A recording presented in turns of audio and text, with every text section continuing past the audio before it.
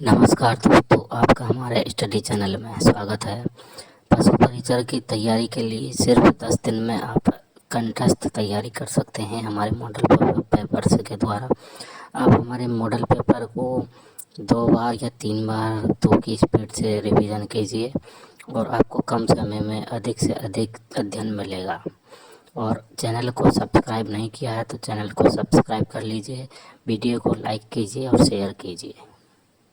नाचना किसकी एक नस्ल है? बताइए, नाचना किसकी एक नस्ल है? तो दोस्तों ये ऊंट की एक प्रमुख नस्ल है। क्या है? किसकी? ऊंट की एक प्रमुख नस्ल है दोस्तों ये नाचना। ठीक है दोस्तों, ये नाचना कहां पर पड़ता है? तो दोस्तों ये जैसलमेर में पड़ता है। और दोस्तों नाचना जैसलमेर का ऊंट अपनी सुंदरता और बोझ ढोने हेतु दोस्तों भारत में प्रसिद्ध माना जाता है। ठीक है, राइट आंसर हो जाएगा यहाँ पे 4 नंबर का ऑप्शन बिल्कुल सही। आगे देखिए, सेकंड नंबर का प्रश्न है, राजस्थान के मध्यवर्ती एवं दक्षिणी पूर्वी भाग में पाई जाने वाली नस्ल कौन सी है? बताइए, राजस्थान के मध्यवर्ती एवं दक्षिणी पूर्वी भाग में पाई जाने वाली नस्ल है वो कौन सी है? इसका जो राइट आंसर हो जाएगा वो है दोस्तों इसमें गिर। ठीक है, 2 नंबर का जो ऑप्शन है वो इसका राइट आंसर हो जाएगा गिर है। ये मध्यवर्ती और दक्षिण पूर्वी राजस्थान में ये पाई जाती है। थार पारकर आप सभी को पता है ये पश्चिमी राजस्थान में पाई जाती है। राठी है ये उत्तर पश्चिमी राजस्थान में पाई जाती है। ठीक है, कांकरेज है ये दोस्तों दक्षिणी पश्चिमी राजस्थान में पाई जाती है। यहाँ पर इस प्रश्न का राइट आंसर 2 नंबर ऑप्शन हो जाएगा। आगे देखिए, निम्न में से कौन सा चरण कृत्रिम गर्भाधान विधि का नहीं है? बताइए, कौन सा चरण कृत्रिम गर्भाधान विधि का नहीं है? यहाँ पर देखिए, वीर्य का भंडारण, सांड का बधियाकरण, वीर्य का परीक्षण, वीर्य का एकत्रण या एकत्रित करना। दोस्तों यहाँ पर देखिए, सांड का बधियाकरण ये कृत्रिम गर्भाधान विधि का प्रकार है, वो नहीं है। ठीक है, वीर्य का तनुकरण, वीर्य का भंडारण, वीर्य का हिमिकीकरण, वीर्य का परीक्षण, ठीक है, वीर्य का एकत्रीकरण, ये चरण है दोस्तों कृत्रिम गर्भाधान विधि के। लेकिन दूसरा नंबर का नहीं है, तो यहाँ पर 2 नंबर का ऑप्शन बिल्कुल सही हो जाएगा। आगे देखिए, प्रथम क्लोन भेड़ का नाम क्या है? प्रथम क्लोन भेड़ का जो नाम है वो क्या है? तो दोस्तों उसका नाम है डोली। यहाँ पर 2 नंबर का ऑप्शन बिल्कुल सही हो जाएगा, डोली, याद रखना। ठीक है, आगे देखिए दोस्तों, 5 नंबर का प्रश्न है, संकरण की किस विधि में 2 शुद्ध नस्लों को एकांतर क्रम में मिलाया जाता है? संकरण की किस विधि में 2 शुद्ध नस्लों को एकांतर क्रम में मिलाया जाता है? इसका जो राइट आंसर हो जाएगा वो है दोस्तों, देखिए यहाँ पर जो क्रिस संकरण है, क्रिस संकरण में 2 शुद्ध नस्लों के नर एवं मादा पशुओं को एकांतर क्रम में मिलाया जाता है। ठीक है, तो यहाँ पर अपना इसमें राइट आंसर हो जाएगा 2 नंबर का ऑप्शन बिल्कुल सही हो जाएगा, याद रखना। आगे देखिए दोस्तों, यहाँ पे 6 नंबर का प्रश्न है, दूध को ठंडा करने के लिए अमोनिया का तापमान कितना रखना चाहिए? दूध को ठंडा करने के लिए अमोनिया का तापमान कितना रखना चाहिए? बताइए। तो दोस्तों अमोनिया का जो तापमान है वो रखना चाहिए दोस्तों 3 से 4 डिग्री सेल्सियस। 3 से 4 डिग्री सेल्सियस रखना चाहिए। अमोनिया दूध को ठंडा करना और दोस्तों इसमें दुग्ध अवशीतन की एक वैज्ञानिक विधि है। ठीक है, तो दोस्तों यहाँ पर अपना इसमें 3 से 4 डिग्री अमोनिया का तापक्रम है वो रखना चाहिए दूध को ठंडा करने के लिए। तो यहाँ पर 3 नंबर ऑप्शन बिल्कुल सही। आगे देखिए, दूध के निर्जमीकरण के लिए उपयुक्त तापमान कितना होता है? बताइए, बहुत ही अच्छा प्रश्न है। निर्जमीकरण निर्जमीकरण के लिए उपयुक्त तापमान कितना होता है दूध के लिए? बताइए। तो दोस्तों इसका जो राइट आंसर हो जाएगा वो है 200 डिग्री से 211 डिग्री फारेनहाइट। तो यहाँ पर अपना इसमें राइट आंसर 2 नंबर का ऑप्शन बिल्कुल सही हो जाएगा। निर्जमीकरण की प्रक्रिया में दूध को 200 डिग्री फारेनहाइट से 211 डिग्री फारेनहाइट तापमान पर 30 मिनट तक गर्म किया जाता है, जिससे दूध में जीवाणुओं की जो संख्या है वो कम हो जाती है। ठीक है, और दोस्तों निर्जमीकरण के बाद दूध को अधिक समय तक ठंडी अवस्था में सुरक्षित रखा जा सकता है, ये भी आपको इसमें याद रखना है। 2 नंबर ऑप्शन बिल्कुल सही। 8 नंबर का प्रश्न इसमें देखिए, निम्न में से किस स्थान पर केंद्रीय मुर्गी प्रजनन फार्म स्थित नहीं है? बताइए, किस स्थान पर केंद्रीय मुर्गी प्रजनन फार्म स्थित नहीं है? तो यहाँ पर इसका राइट आंसर हो जाएगा, देखिए मुंबई में है, भुवनेश्वर में है, हैसरगट्टा में है, या लेकिन यहाँ पे इज्जत नगर में नहीं है। तो यहाँ पर 4 नंबर का ऑप्शन राइट आंसर हो जाएगा। ठीक है, इज्जत नगर कहाँ पर है? तो ये उत्तर प्रदेश में है, और यहाँ पर केंद्रीय पक्षी अनुसंधान संस्थान स्थित है। केंद्रीय मुर्गी प्रजनन फार्म यहाँ पर स्थित नहीं है, तो यहाँ पर 4 नंबर का ऑप्शन राइट आंसर हो जाएगा। 9 नंबर का प्रश्न इसमें देखिए, मुर्गी के अंडे का पीला रंग किस वर्ण के कारण होता है? मुर्गी के अंडे का पीला रंग किस वर्ण के कारण होता है? दोस्तों इसका जो राइट आंसर हो जाएगा वो है मुर्गी के अंडे का पीला रंग, सभी को पता होगा दोस्तों। यहाँ पर इस प्रश्न का जो राइट आंसर हो जाएगा वो है, पीले रंग की बात हो रही है दोस्तों। यहाँ पे मुर्गी के अंडे का जो पीला रंग है वो जेंटोफिल के कारण होता है। किसके कारण? जेंटोफिल के कारण। यहाँ पर 2 नंबर का जो ऑप्शन है वो इसका राइट आंसर हो जाएगा। मुर्गी के अंडे में 11.8% प्रोटीन होता है और 11% उसमें वसा की मात्रा होती है, ये भी आपको इसमें याद रखना है। ठीक है, तो यहाँ पर 2 नंबर का ऑप्शन बिल्कुल सही था, इसमें हो जाएगा। आगे देखिए दोस्तों, यहाँ पे मुर्गी को उनके पेट तथा आंतों में पाए जाने वाले कृमियों से मुक्त करना कहलाता है। तो क्या क्या कहलाता है? मुर्गियों को उनके पेट तथा आंतों में पाए जाने वाले कृमियों से मुक्त करना कहलाता है, तो वो क्या कहलाता है? तो दोस्तों उसको क्या कहते हैं? डीवार्मिंग। क्या कहते हैं? डीवार्मिंग कहते हैं। यहाँ पर 1 नंबर का ऑप्शन राइट आंसर हो जाएगा, डीवार्मिंग। ठीक है दोस्तों, मुर्गी को 4 माह 5 माह या 6 माह की आयु पर या उसके बाद दोस्तों 22 दिन के अंतर पर डीवार्म है वो करते रहना चाहिए। तो यहाँ पर अपना इसमें राइट आंसर क्या हो जाएगा? 1 नंबर का ऑप्शन बिल्कुल सही हो जाएगा, डीवार्मिंग। आगे देखिए, जैविक खाद बनाई जा सकती है। तो दोस्तों जैविक खाद है ये बनाई जा सकती है तो घरेलू कचरे से भी बनाई जा सकती है, कृषि अपशिष्ट से भी बनाई जा सकती है। तो यहाँ पर अपना इसमें राइट आंसर हो जाएगा 3 नंबर ऑप्शन बिल्कुल सही, दोनों से बनाई जा सकती है दोस्तों ये। ठीक है, आगे देखिए दोस्तों, यहाँ पे पशुओं के गोबर का उपयोग किया जाता है। पशुओं के गोबर का उपयोग किया जाता है तो दोस्तों उपले बनाने के लिए, यानी कि छाना जैसे अपन बोल सकते हैं। ठीक है, पशुओं के गोबर का उपयोग उपले बनाने के लिए, खाद बनाने के लिए, बायोगैस प्लांट में इसका उपयोग किया जा सकता है। ठीक है, और कच्चे मकानों के फर्श लिपने में भी इसका उपयोग किया जाता है। तो यहाँ पर अपना इसमें राइट आंसर हो जाएगा उपरोक्त सभी, 4 नंबर का ऑप्शन बिल्कुल सही। 13 नंबर का प्रश्न इसमें देखिए, देखिए इजिप्शियन क्लोवर के नाम से जाना जाता है, इजिप्शियन क्लोवर के नाम से जाना जाता है। तो दोस्तों इसका जो राइट आंसर हो जाएगा वो है इसमें बरसीम को इजिप्शियन क्लोवर के नाम से जाना जाता है। तो यहाँ पर अपना 2 नंबर का जो ऑप्शन है वो इसका राइट आंसर हो जाएगा। दोस्तों इसमें प्रोटीन की मात्रा 20 से 24% तक होती है, ये आपको इसमें याद रखना है, ठीक है।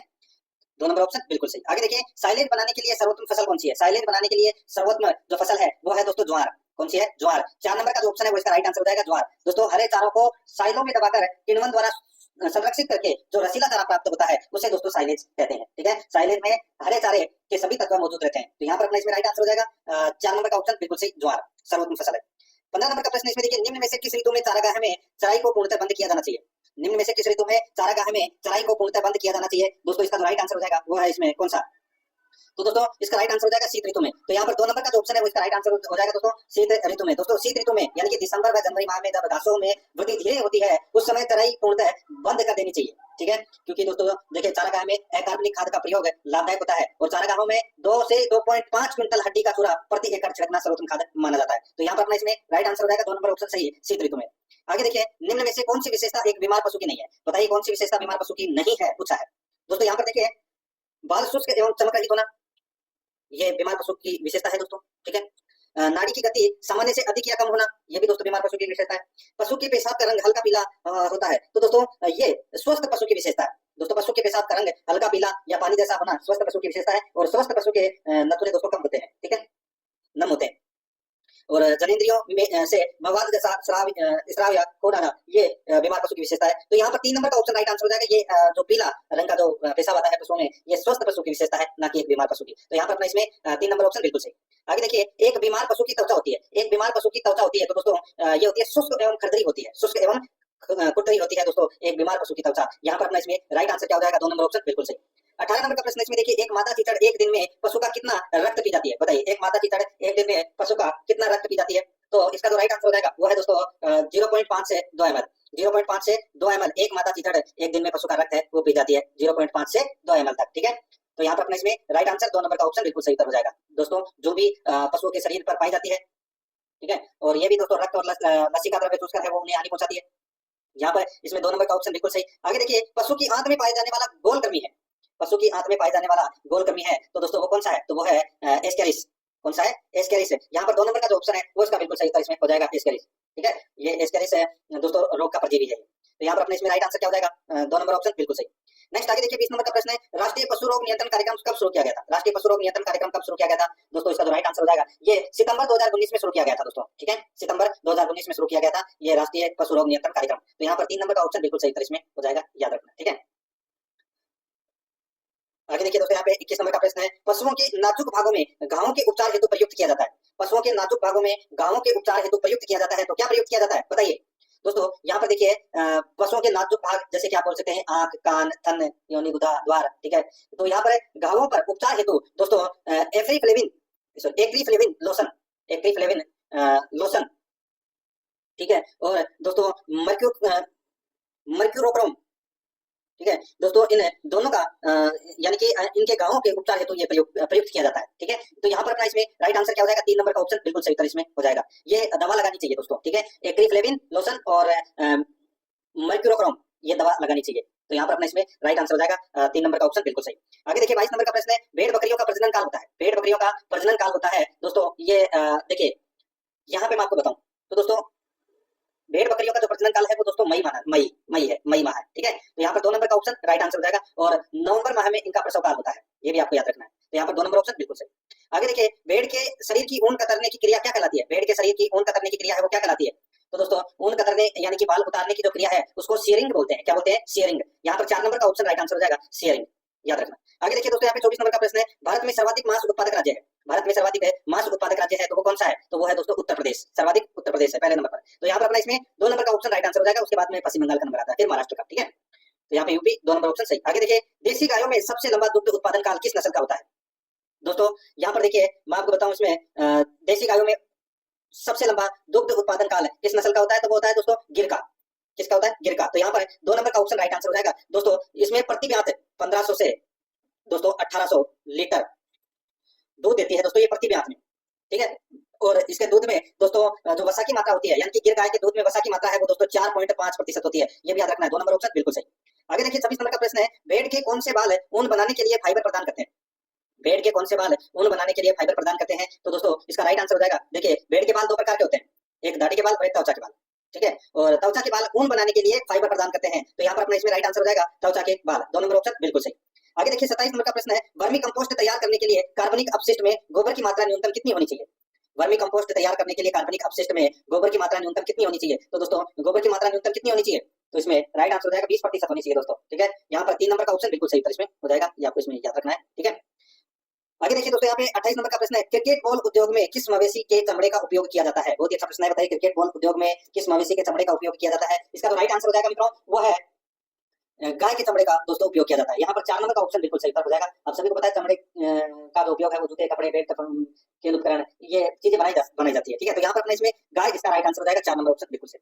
आगे देखिए निम्न में से किस प्रकार के दांत को कपोल दांत के नाम से जाना जाता है? तो कपोल दांत के नाम से दोस्तों देखिए चर्वण और अग्रचर्वण दांत, इन दोनों को दोस्तों कपोल दांत के नाम से जाना जाता है। तो यहाँ पर 3 नंबर का ऑप्शन राइट आंसर हो जाएगा, 1 व 2 दोनों। 30 नंबर का प्रश्न इसमें देखिए, यदि पशु के सींगों पर छल्लों की संख्या 2 है तो पशु की उम्र है, बताइए यदि पशु के सींगों पर छल्लों की संख्या 2 है तो पशु की उम्र है, तो दोस्तों इसका राइट आंसर हो जाएगा वो है, देखिए पशु के सींग में छल्ले 3 वर्ष की आयु पर बनना प्रारंभ होते हैं, ठीक है। उसके बाद प्रति वर्ष एक छल्ला बनता है। तो यहाँ पर अपना इसमें राइट आंसर क्या हो जाएगा भाई? इसका जो सही उत्तर हो जाएगा वो है दोस्तों इसमें छल्लों की संख्या कितनी है? 2, ठीक है। तो दोस्तों 3 वर्ष की आयु पर वो बनना प्रारंभ होता है, ठीक है। तो एक 3 में और एक चौथे में बढ़ जाएगा, तो यहाँ पर 4 वर्ष इसका राइट आंसर हो जाएगा। 3 नंबर का जो ऑप्शन है वो इसका बिल्कुल सही उत्तर इसमें हो जाएगा। आगे देखिए निम्न में से सर्वाधिक प्लास्टिक कचरा उत्पादन करने वाला महानगर कौन सा है? तो दोस्तों वो महानगर है तो वो है दोस्तों दिल्ली। तो यहाँ पर 4 नंबर का जो ऑप्शन है वो इसका बिल्कुल सही उत्तर इसमें हो जाएगा। मुख्यमंत्री कामधेनु पशु बीमा योजना का प्रारंभ कब किया गया? दोस्तों इस प्रश्न का जो राइट आंसर उत्तर हो जाएगा, मुख्यमंत्री कामधेनु बीमा योजना का जो प्रारंभ है वो दोस्तों 6 सितंबर 2023 को गुलाबपुरा से प्रारंभ किया गया था। तो यहाँ पर अपना इसमें राइट आंसर 6 सितंबर 2023 को, 3 नंबर का जो ऑप्शन है वो इसका बिल्कुल सही उत्तर इसमें हो जाएगा। आगे देखिए 33 नंबर का प्रश्न है, राजस्थान के कुल पशुधन में सर्वाधिक संख्या है? राजस्थान के कुल पशुधन में सर्वाधिक संख्या है, तो दोस्तों इसका जो राइट आंसर हो जाएगा, सर्वाधिक संख्या है तो किसकी है? तो दोस्तों सर्वाधिक संख्या बकरियों की है, ठीक है। तो यहाँ पर अपना इसमें 2 नंबर का ऑप्शन राइट आंसर हो जाएगा, बकरियों की है दोस्तों सर्वाधिक संख्या, उसके बाद में गाय की है। आगे देखिए दोस्तों यहाँ पे राजस्थान में सर्वाधिक ऊंट किस जिले में पाए जाते हैं? सर्वाधिक ऊंट है वो किस जिले में पाए जाते हैं? तो दोस्तों यहाँ पर जैसलमेर में सर्वाधिक ऊंट पाए जाते हैं, राइट आंसर हो जाएगा यहाँ पे 1 नंबर ऑप्शन बिल्कुल सही हो जाएगा। आगे देखिए दोस्तों राज्य में प्रथम पशुगणना कब की गई? यानी कि राजस्थान में प्रथम पशुगणना दोस्तों कब की गई? तो दोस्तों इसका जो राइट आंसर हो जाएगा, देखिए भारत में सर्वप्रथम पशुगणना 1919 से 1920 में की गई थी और स्वतंत्रता प्राप्ति के बाद में, स्वतंत्रता दोस्तों प्राप्ति के बाद में, इसमें राज्य नहीं, इसमें दोस्तों आप कर लेना भारत में, ठीक है। भारत में जो पशुगणना है वो सर्वप्रथम कब की गई थी? तो दोस्तों भारत में सर्वप्रथम पशुगणना है वो 1920 में की गई थी, ठीक है। यहाँ पर 3 नंबर का ऑप्शन राइट आंसर। और स्वतंत्रता प्राप्ति के बाद में दोस्तों भारत में प्रथम पशुगणना है वो 1951 में की गई थी, ठीक है। तो यहाँ पर इसमें 3 नंबर का ऑप्शन बिल्कुल सही। आगे देखिए गौशाला में गोवंश के ब्रुसेलोसिस से बचाव के लिए आयु में वैक्सीन लगवाना प्रयुक्त रहता है। दोस्तों गौशाला में गोवंश के ब्रुसेलोसिस से बचाव के लिए कितनी आयु में वैक्सीन लगवाना उपयुक्त रहता है? तो दोस्तों ब्रुसेलोसिस से बचाव के लिए दोस्तों 3 से 6 महीने की उम्र में मादा गोवंश को वैक्सीन लगाई जाती है, ठीक है। और बछड़ों व वयस्क गोवंश को वैक्सीन नहीं लगाई जाती। तो यहाँ पर अपना इसमें राइट आंसर हो जाएगा 3 से 6 माह, 2 नंबर ऑप्शन बिल्कुल सही। आगे देखिए गौशाला में सांड ग्रह का आकार क्या होना चाहिए? गौशाला में सांड ग्रह का आकार है वो दोस्तों 12 × 10 फुट का रखा जाना चाहिए। तो यहाँ पर अपना इसमें राइट आंसर हो जाएगा 12 × 10 फुट। यहाँ पर 4 नंबर का ऑप्शन बिल्कुल सही उत्तर इसमें हो जाएगा, याद रखें। आगे देखिए दोस्तों यहाँ पे दूध से पृथक क्रीम में वसा की न्यूनतम मात्रा कितनी होती है? दूध से पृथक क्रीम में वसा की न्यूनतम मात्रा है वो कितनी होती है? तो दोस्तों इसका जो राइट आंसर हो जाएगा वो है इसमें 20%। तो यहाँ पर दोस्तों इसका राइट आंसर 1 नंबर ऑप्शन हो जाएगा। पतली क्रीम में दोस्तों 20 से 25% वसा मिलेगी, मध्यम क्रीम के अंदर 25 से 45% वसा मिलेगी और गाढ़ी क्रीम के अंदर दोस्तों 45% से अधिक वसा है वो मिलेगी। तो यहाँ पर अपना इसमें इसका राइट आंसर क्या हो जाएगा? 1 नंबर ऑप्शन बिल्कुल सही। आगे देखिए राष्ट्रीय कृत्रिम गर्भाधान कार्यक्रम में राज्य के कितने जिले शामिल है? राष्ट्रीय कृत्रिम गर्भाधान कार्यक्रम में राज्य के कितने जिले शामिल हैं? तो इसका जो राइट आंसर हो जाएगा वो है दोस्तों इसमें बताइए। तो दोस्तों इसमें राज्य के 33 जिले हैं वो शामिल है। तो यहाँ पर 3 नंबर का ऑप्शन बिल्कुल सही हो जाएगा। आगे देखिए घातक संक्रामक रोगों की कारगर रूप से रोकथाम के लिए राजस्थान में राज्य स्तरीय पशु रोग निदान केंद्र कहाँ स्थापित किया गया? बताइए राज्य स्तरीय पशु रोग निदान केंद्र कहाँ स्थापित किया गया? तो दोस्तों इसका राइट आंसर हो जाएगा वो है इसमें देखिए जयपुर में। तो यहाँ पर 4 नंबर का जो ऑप्शन है वो इसका बिल्कुल सही इसमें हो जाएगा, याद रखना। तो दोस्तों वीडियो देखने के लिए आपका बहुत बहुत धन्यवाद। और पशु परिचर की तैयारी में सिर्फ 10 दिन में आपको तैयारी करनी है। जो मटेरियल आपको पढ़ना है सिर्फ वही बताया जा रहा है। तो पशु परिचर की कंठस्थ तैयारी के लिए आप हमारे मॉडल पेपर रोज़ाना ज़रूर देखिए और रिवीजन ज़रूर कीजिए। एक मॉडल पेपर का आप 2 बार फटाफट तेज़ स्पीड में रिवीजन कीजिए। इससे क्या है आपके दिमाग में ये सटीकता से बैठ जाएंगे। और वीडियो को लाइक शेयर ज़रूर कीजिए और चैनल को सब्सक्राइब कर लीजिए।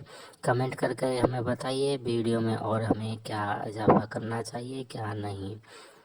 धन्यवाद।